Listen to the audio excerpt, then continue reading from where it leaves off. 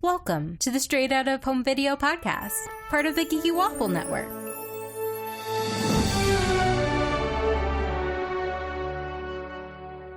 This week we're talking about the Hunchback of Notre Dame 2. With me today is Bri. Hi. Alice. Hey. And Arezou. Hi. Why does this exist? I have a theory, actually, good. of why. Is it money, Bri? Is it money? Actually, no, because I don't feel like this movie made any.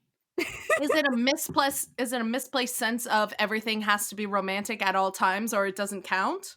Yes, but it's also, I feel like they thought that the first movie might have been a little harsh if you look different. So they're like, maybe we should make it lighter. Or, but it wasn't executed well at all. I thought the takeaway from the first one was about loving yourself. It Just should as have you been, are. yes, but I feel like Not enough, Arezou. It's not enough. I feel like, I don't know, I feel like there's always angry moms at something. Oh, well, yeah. So my kid looks different, and so they need to know that for realsies, romantic love is the only kind of love that matters, and if they don't end up with the love interest at the end of the movie, then what was the point? Yeah, because apparently having a partner in life is the only means of self-love and Yes. worth. Yeah. Apparently. Great to know I have no value. Thanks, Disney. Same. Okay, Bri, as I do whenever Bri is on the show, is I ask them to give a short summary. Bri, what happened in this movie? Well, in this movie, there's a festival going on, a very important festival that's not the Festival of the Fools. And, there's a circus that comes to town, and there's this lovely little assistant who Quasimodo ends up falling in love at first sight because he made her laugh. Was my takeaway from that. And then the circus starts stealing, and then Phoebus is like, there's some shifty things going on in that circus. And a heist happens, and then happy endings for all. Okay, I would like to just say this is a 68-minute movie. And it felt like 5 hours. Oh gosh, it felt like forever. Can we talk about how the lessons are actually like bad lessons? Let's casually forgive Phoebus's racism, just like Thank real, you. just, like, I know. real quick. It was bad. And like Esmeralda slightly calls him out, but like also Esmeralda had like zero influence in this movie whatsoever. And I loved Esmeralda in the first one. She stood up for justice and like power for the people. And then this one, she's just like her kid who doesn't really look like her kid. Didn't inherit any of her features. None. I was like, that's her child? Hey, he's slightly tan, and occasionally his hair is darker in certain scenes. In fairness, because it's only 68 minutes and I don't think we had a ton of time to call Phoebus on his racism, in fairness, we could assume she spent the last, I don't know how old their kid is, like 8, the last 8 years making him feel bad about it. And she just doesn't have time in these 20 minutes to do that. He says, I don't trust these people. And then she was Talking like, about what, like gypsies? And he was like, oh, I don't mean it like that. And she's like, uh-huh. Which was so... Okay, here's why I think that was a bizarre choice, generally. Because he's like, I don't trust them. And she's like, what? Like, you didn't trust me? And then he feels bad. I'm like, okay. But most of them are stealing. Like, the boss guy is running a theft ring. That's true. Madeline's the only one who's not stealing anything. I'm like, he's not totally wrong. So this is not the time or place to tie this back to what he used to be like. Totally wrong then, but he's not totally wrong now. No, he's kind of like 99% right. Yeah, it's literally just Quasimodo's girlfriend who's not stealing anything. It's kind of messed up that they made it the circus that stole. The whole lesson is don't judge a book by its cover, just like the first one, right? Right. But Quasimodo, like Bri said, falls in love with Madeline like the second he sees her. Because she's pretty. And then she runs away because he scares her. Oh my God, you didn't see what he looked like. And then like they never address it ever again. Never. It reminded me of kind of like, okay, when he's making the figurine, because right away he sings about how he loves her. And I was like, how? He has a very like obsessive compulsive disorder, I think. Kind of. I don't know. It felt weird. He fell in love with Esmeralda exactly that quickly too. Yeah, he did. And then I was like, oh, Quasimodo is the type to write like reader/character fan fiction. of, like, No self-insert shaming. fan fiction. That's No for real. shaming. I think it's because women are allowed to be judged on their appearances in these movies, but the men aren't. like Right. like you can fall in love with somebody at first sight if they're a woman and they're beautiful. Oh, I don't true. know. Nobody else gets that treatment. Right, because if they're a man and they're beautiful, they turn into Hans from Frozen, and suddenly they can't be trusted. Unless you're Phoebus, in which case you're You just just dashing racist and and racist. And racist. Well, okay. I mean, it did take Esmeralda some time to warm up to him. Not much. Okay, but okay, so I think it would have been better if the villain was actually stayed attractive and he didn't use, like, his Spanx to push in his gut and wear, like, a toupee. People who wear I Spanx can't be trusted. Oh no. That's all of us. Oh That's no. the lesson. I'm sus again. Same. Ugly people can be good and bad, right? Like Quasimodo and Frollo. But only beautiful people are always good, like Phoebus and Esmeralda. Well, no, but then it goes back to the Han series where he was really pretty and he turned No, out we're talking about this movie, Brie. Stop bringing Hans into everything. My You fault, and I Arezou. started it. he is pretty. And here's the thing with Disney. Disney, majority of their movies, the villains are typically a non-pretty beauty standard. Right, unless they wanna fake out with it. Exactly. Which Or happens to they're like the evil Hans and like queen. very few other And, people. like, Gaston is the same thing. Yeah. I guess on you So can tell he's a bad You guy. can tell he's the villain, but he's meant to be conventionally attractive. Yeah, he's yeah. supposed to be like a jock, like a Right. Yeah, hot he's the jock, you bully. know? I don't know, it was a weird note to go from the first movie where I felt Quasimodo had some like peace in his life of knowing who he is, of accepting himself, and then he kind of just seemed desperate again in this movie. That was my thing too, was, he falls in love with Esmeralda super quickly, which is fair because he's been in this bell tower alone, and the only human who ever talks to him is Frollo. So, like, Yeah. fine, the first pretty girl who comes along, of course you're gonna fall in love. But by the time Madeline comes along, it's been like 8 years. And I presume he's living out and about in the city and he's like hanging out with his friends. So, like, she's not, the second girl he's ever seen. I assume he's seen plenty. So he could like think she's pretty and he could have a crush on her, but this kind of 0 to 100 singing about her and like carving sculptures of her, like, he regressed. Oh, 100%. And that's where I had a problem because it seemed like this whole desperation thing, and it didn't seem genuine. Um, because honestly, if you look at their backgrounds, they similar upbringings of being kept locked away, for one man's purpose. Frollo in the bell tower, and then for Madeline in the circus, just to stand and look pretty. Oh, let's talk about her backstory. So she was 6 and she stole from Sasquatch or whatever his name is. Sasquatch. Sarush. I love the Sarush. vaguely Persian undertones of his name. I'm like, that's nice. We love So it. We love it. Sarush, so she steals from him, he catches her and he like kind of just like enslaves her. And she has so much like self-doubt and very low self-esteem that I'm like, "Girl, this is not a time for you to get into a serious relationship. You need to learn about you first." That's the thing. Quasimodo could have like kind of taught her how to be on her own, like Esmeralda helped him. I almost think the love story would have been more interesting if played more from her point of view than his.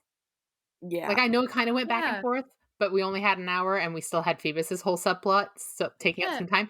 But if We it had all got been played from her side, it would have been a lot more interesting. I completely agree because we got, Quasimodo comes to self-actualization at the end of the first one. And the very beginning of this one, he is flying around, setting up decorations and hanging out with people, and then immediately hides behind a curtain because it's like, oh, I can't ever talk to women ever forever, even though I was just in the square talking to women. like and yeah. and and then he goes to Esmeralda like, "Oh, I don't know what this feeling in my tummy is. I feel sick." But it's like, but you were in love with Esmeralda like not that long ago. Don't you know what that means?" Like it totally regressed the character completely, and like took away all of the self actualization and like the like heartfelt meaning behind the first one and like all of the beautiful lessons he learned, and takes it away and instead gives just this girl who's lovely, but like a blank slate of a person, and says, "Yeah, she's pretty. Go for it." That's it. That's the plot of the whole movie. It's weird, guys. It's weird. Oh, Met sorry, go ahead. differently. Oh, no, I was just gonna say, like, I almost wish they met differently, and then she realized he was, the bell keeper, you know what I mean? Like, and then she's like, "Oh, no, I'm stuck between, like, a rock Okay, and a hard place." let's talk about the plot or the villain's plot. He wants Madeline to go to the bell tower to find out where the fancy bell La Fidel.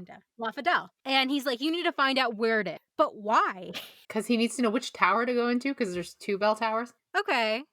But then at the end, she doesn't tell him and he just finds it anyway. Oh. I was not paying attention. It sure is up there, all right. And that's it. That's all he knows. And he Yeah. like doesn't even he like looks at it and he goes, "What? It doesn't even that can't be it because it's like a ugly Not bell. beautiful on the inside, on the It's outside. beautiful on the inside, guys. Yeah. Things can be beautiful on the inside." I don't know if you got that as like a lesson, but you know, on Somebody the would explain inside. how a bell that's got that many jewels on the inside is supposed to ring because Yeah, no, that doesn't make any sense. No way. No way it rings. sometimes it has the little pendulum inside, sometimes it doesn't, and then Quasimodo has to ring it, but there's stones in there. It stresses me out, okay? Wouldn't the stones break was my question. I was like, that would crack if it was wrong. Yeah. Speaking of the villain, again, how do you say his name? Sarouche. Sarouche. Sarouche. Yeah, that is really Persian. Oh, no, it is. Yeah. We either played terrorist or He's a straight up sketchy, thieving carny right out of Persia. Yeah, yeah. that's We love it. so fun. Arezou, that's all he's, you and I will ever be. Just a well, he's played by a sketchy white carny. man, What's the actor's name? Michael McKinn. Yeah, so I just saw him in something and he was really good. He's a really talented actor. Yeah, But he actually did pretty good. I mean, for what he was given. yeah. Yeah. Could not A believe they got lot, the but entire original cast. Can I just Oh, say? can you say Got that the again, whole Arzu? original cast back. Yeah. I cannot believe they got the whole original cast. Like, yeah, Kevin It's like Kline, Tom Hulce, everybody. I remember the ads for this. Like, I remember watching VHS tapes at home, and they were like, coming soon to Walt Disney Home Video, Hunchback of Notre Dame 2 with Kevin Kline, Tom Hulce, Demi Moore, and introducing Haley Joel Osment as Zephyr, and okay, Jennifer but Love Hewitt as Remember that Madeline. commercial? And I was like, wait a minute. Like it was introducing Haley Joel Osment. Like what a year 2002 was, right? Like Wow. okay, but actually by that point, he had already done The Sixth Sense in 1999 and was yeah, nominated for an Oscar, I believe. peak of his career in 2002. He recorded his part in 1997, but it wasn't when he was 9. But it wasn't released until 5 years later in 2002. So something happened in those 5 years. You know what? That makes a lot of sense. If they've already got them all there for their 1996 Hunchback of Notre Dame obligations, they can just get them to record all this. It makes Yeah, they're like, "This is going to the Like, nobody theaters?" came Yeah. back for this. Okay, that makes a lot more sense now. Yeah. Yeah, they had them there. They're like, "Hey, after the premiere, come to the sound booth really quick." It's like an So, hour-long script. It'll take no time at all. yeah. Let's talk about Haley Joel Osment because this guy is in so many of these movies. He was the replacement Chip in Beauty and the Beast, Enchanted Christmas. Was he really? He was. He is Mowgli in The Jungle Book too. Gotta love the white boy playing an Indian. Well, Demi Yeah. Moore played Esmeralda, right? Yep. Yep. Yes, she did. Yep. He plays Sora in the Kingdom Hearts game, and there's actually a scene where Sora meets with Phoebus, Quasi, Esmeralda, and even contends with Frollo. I never got into Kingdom Hearts.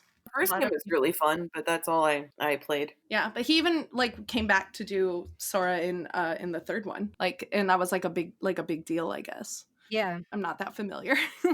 Oh no, I didn't like the third one as much. I haven't actually finished it. I'm still like in the first few rounds. Can I say something about this that really bothered me? This movie? Yes.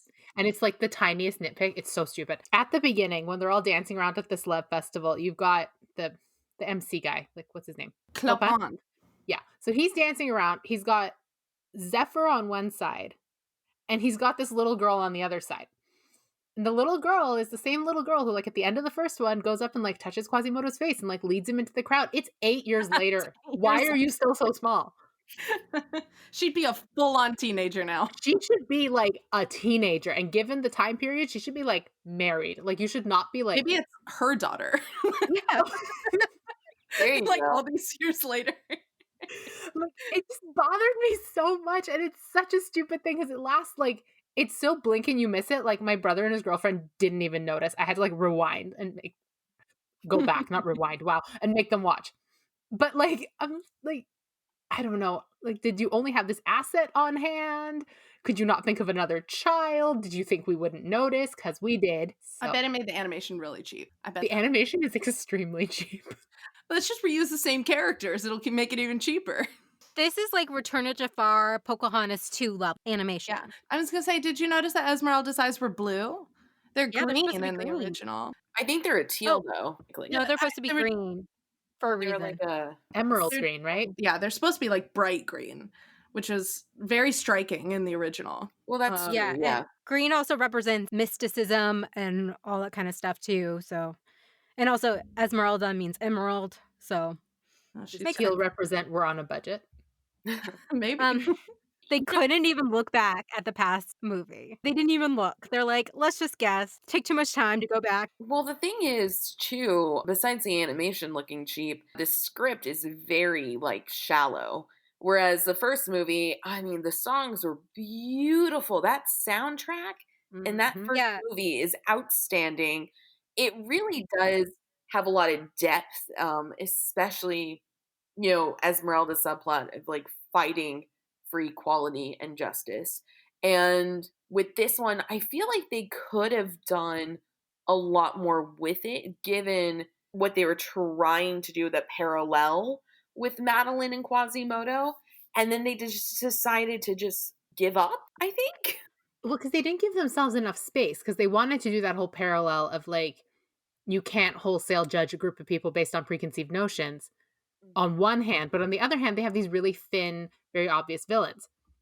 So it's like but these are also the same people. These are the people being judged. So she can't go out there and champion for Madeline because every single one of Madeline's associates are doing exactly what Phoebus thinks they're doing. The first time Madeline walks on screen, Jason Alexander as Hugo is like damsel alert, and I know maybe he's just using the word damsel as like, oh, it's a lady, it's a dame, like look at over there, it's a broad, but like she's just a damsel in distress. Like she's sure she can do the tightrope trick at the end and save the kid, but like she literally is just the damsel in need of saving the pretty little blonde in the midst of a bunch of evil people that needs picking up and saving um and rescuing from the evil bad guys, Yeah, like like where they finding your totally drop. inner for sure. And I think they could have done more with, finding your inner strength because that's what Quasimodo had to do the last time is like unlearn not to trust these people. The thing is, I think what would have been a little better is if Madeline trusted, how do you pronounce his name again? Sarouche. Sarush. Thank you. I don't So know why. dejected. I know, I know. If she had trusted Sarouche like Quasimodo did Frollo, because he had to unlearn trusting him in a way because he was so brainwashed by him. And if she great. was, mhm, It's 68 minutes. They don't got time for that. I was I gonna say that would know, make but such a like better story, but it would make such a better story. But like then they could have, if they kind of, I don't know, maybe changed something in the script, they could have made that better. That's what I would They have could have liked made to it see. better. That's what I Agree, would they have could have liked made to it see, better. yeah. Her unlearning to trust them and Quasimodo helping her see that, the people she trusts aren't to be trusted? Okay, I wanted to bring up, can you guys name or remember a single song from this movie? No. one of them has the word miracle in it. One of them is fa la la la la la lalling in love. Oh, Oh, yeah. and Alice, that song has the lyric, "Love has nailed him." Love has Wow. nailed him. Cool. And I think also railed him, and I was like, Ugh, No. Are great, you serious? great, great. I love it. I hate this. I hate everything about it. I'm sorry to remind you all of this. Yeah, that's the thing, like, where you were talking about the music from the first one is just so iconic. God Help the Outcast, that's Ugh, just so beautiful. unreal. The bells of Out Notre There, Dame, when I hear that song, goosebumps. yeah, I cry chills. every single time I watch that movie, which is probably more often than I should, as a nearly 30-year-old person. Like, I watch that movie constantly. It's my favorite Disney movie. Okay, Um Alice, we're having you on for our Hunchback retrospective, or Okay. the original one. It's the I best think movie. I think that's also what hurts this one so much is Mhm. the original is so good. If the original was trash, it'd be like, "Okay, well, I'm expecting trash." But it's just so dark and moving and beautiful. It's hard Their to villain watch. song in the first one is so like, it's good, Hellfire. Ooh, but it's I dark, know. and it is messed up, and there's, like, layers, and then I can't even remember if Suresh had a villain song here, I imagine he He did. didn't. He didn't, He didn't. okay, because they knew they You couldn't didn't top even that. remember. Arzu, you watched this yesterday, and you Listen, cannot remember that. I can't remember. I The Well, yeah, watched the music it is the today most and I don't memorable part of this remember. movie, and none of it is memorable. yeah, well, the first one, Frollo gets this beautiful villain song, Hellfire, which is like combines faith and religion with sex and desire and mashes them up, and it's so good. I don't, it's so So frustrating that good. this movie drops the ball so hard. Well, and also Frollo is one, I think, the scariest villains because he's so real. Because this is stuff that does happen. And his inner struggles that fuel his hate is terrifying because we see it all the time.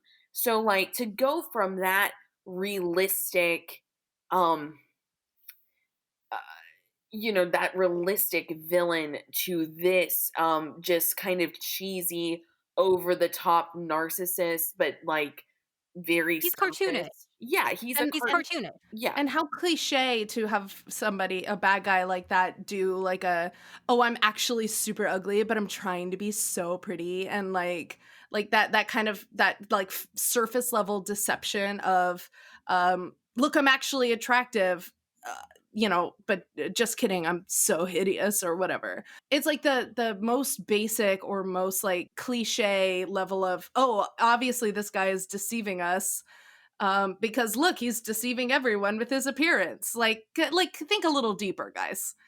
it It's would have been a lot better, I think, if they did show that kind, warm guy that maybe helped that starving kid, when she was Mhm. 6.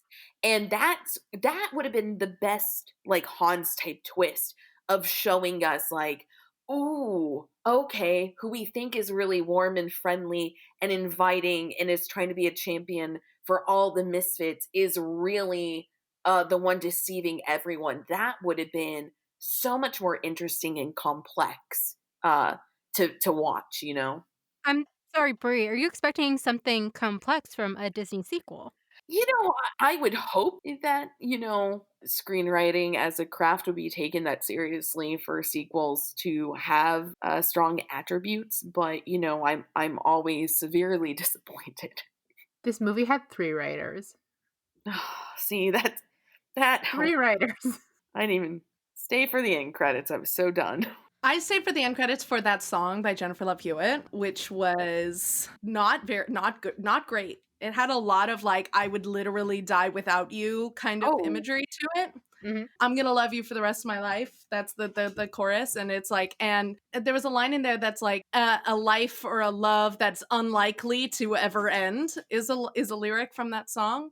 Unlikely, Which is but still unlikely possible. to never end. It's very clumsy. But yeah, it's a lot of like we are going to die in each other's arms kind of imagery in that song. It's really intense, but with like a cute little poppy sheen to it. Fish how crackle. wonderful. They wouldn't even give her a song in the actual movie. They had to play it during the credits. No, they 'Cause there would make wasn't her sing any over the time. credits. I wanted to ask you guys, what is up with Hugo the gargoyle and the goat? Disgusting. It was Yes, weird in the first one. It's gross in this one. yeah, The I goat is thought not okay with it. the goat The doesn't goat fit says in. no. The goat bats his little eyelashes at the end. I remember that. Oh. I do remember that. I thought it was a weird choice then. Um, he would also be writing fanfic with Quasimodo, like self-insert with the goat. I don't like the word self-insert with the goat. You know what I meant. No, it doesn't go well together. I don't like that in a sentence together. He would ship himself with the goat in fan fiction, like, goat X reader. It'd just be Hugh Okay, Gallo. let's change No. the subject again. Oh, no, So, Lord. do you guys know the tagline for this movie? I don't remember. When there's a bell, there's a way. I don't know. Okay, here it is. Miracles do happen, and true love can come true. Mm, So it's a eh, miracle that someone could love Quasimodo. a miracle. Oh, Wow, alright, Miracle. that's no. just what I I don't got even from care it. about the miracles can happen part. It's the true love can come true that bothers me. Too much It's for a so tagline. clunky. Okay, so Rotten Tomatoes time. What do you think the critic score is? Okay, Arzu, what do you think it is? 32%. Alex? Critic score. I'm gonna say 38. Okay, Brie? I here's my thing, I would give it 4%. So that's what I'm gonna say they gave it.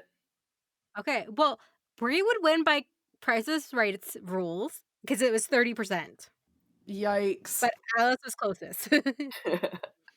Oh, no, Arzu was closest. That's bad. And the audience score is actually lower, 26%. Yikes. I thought maybe that the critics would be a little bit more like or that the critic score would be skewed by people understanding that it's a like a made for VHS Disney sequel. I figured the critic score would be changed by fewer critics reviewing it because it's a made for VHS sequel. But I would have I been thought wrong. the critics would give it You're 4% because the 4% was for the voice actors. I thought the audience Don't score would have been 4% higher is because they're like, it kept my kids quiet. It's fine.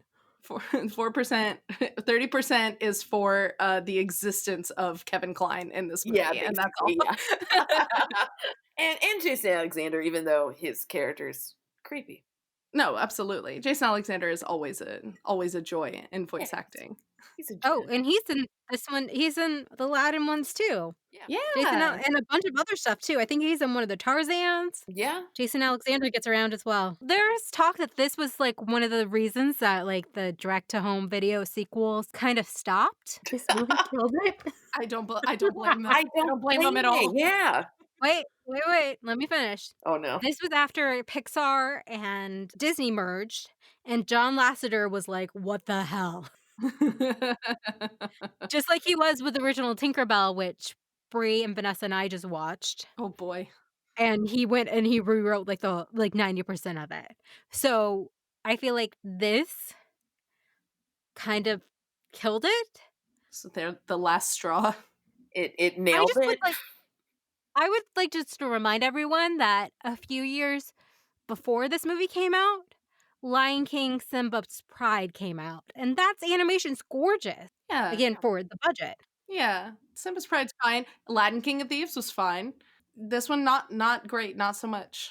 Hey, the Mhm. the animation regressed, Quasimodo quasi Regret. regressed. Everyone's regressing. Esmeralda regressed to 2 scenes. I would have loved if they had Esmeralda and Madeline have a scene together. Wouldn't that have been great? Like literally a Having Lightning out? conversation. Yeah, Yes, that would have been Yeah, awesome. Yeah. yes. Yeah. And one that wasn't about boys. quasi. Yeah. Oh yeah. That would have been great. Yeah. So, would you guys recommend fans of the original movie to watch this one? Ew. Please don't. Even Alice's puppy says no. Nope. Yep. Exactly. Siggy I says will absolutely say, under no condition. if you want to sort of refresh your love of the original, do what I did. Watch the second one and then put the first one on immediately after because the beautiful shots will just look that much more gorgeous. Yeah. Oh, I would say this is good for anyone who wants to understand what not to do in screenwriting. This is a good lesson. So if you want to watch it for educational purposes, do that. I say if you're overage, make a drinking game out of it. Oh, yeah. Ooh. That's a good Okay. one. I want to drink every time that they say the word miracle. Done. On the floor. Alex, In like 5 10 minutes. minutes in. I play to win.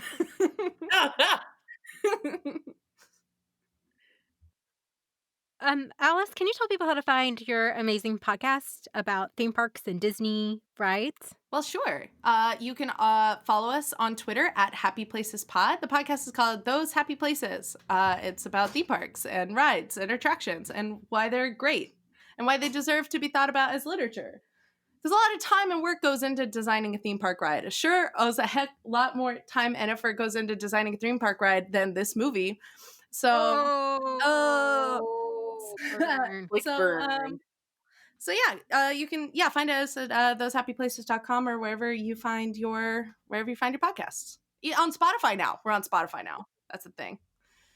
Cool. Bree, tell people how to find us. All right.